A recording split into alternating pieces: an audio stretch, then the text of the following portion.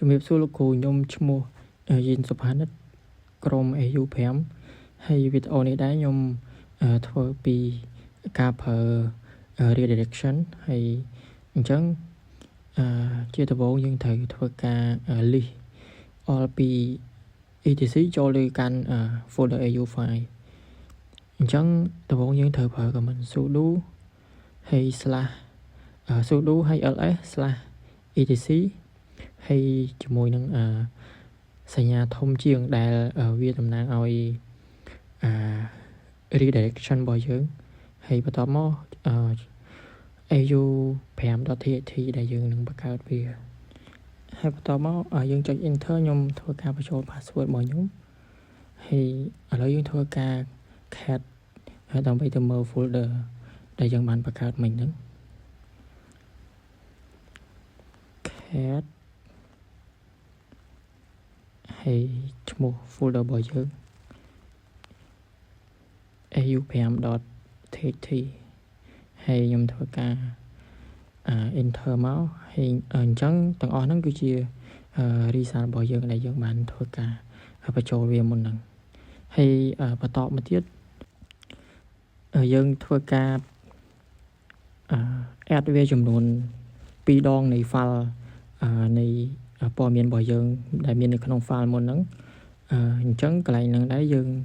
ហើយយើងបន្ទាប់ពីហ្នឹងមកយើងសរសេរ comment ដូចដំបូងដែរគឺ ls/etc ហើយជាមួយនឹងសញ្ញាធំជាងចំនួន2ដងហើយជាមួយនឹងឈ្មោះ folder au5.txt នឹងដែរហើយយើងធ្វើការ enter វាមកអូសុំទោសលោកគ្រូខ្ញុំសរសេរខុសអញ្ចឹងខ្ញុំសូមសរសេរវាសាថ្មីម្ដងទៀតls/etc ហើយសញ្ញាធំជាងចំនួន2ដងកន្លែងហ្នឹងដែរគឺវាមានន័យថាវានឹងធ្វើការបញ្ចូលទៅកាន់folder au5 ហ្នឹងហ្មងវាអត់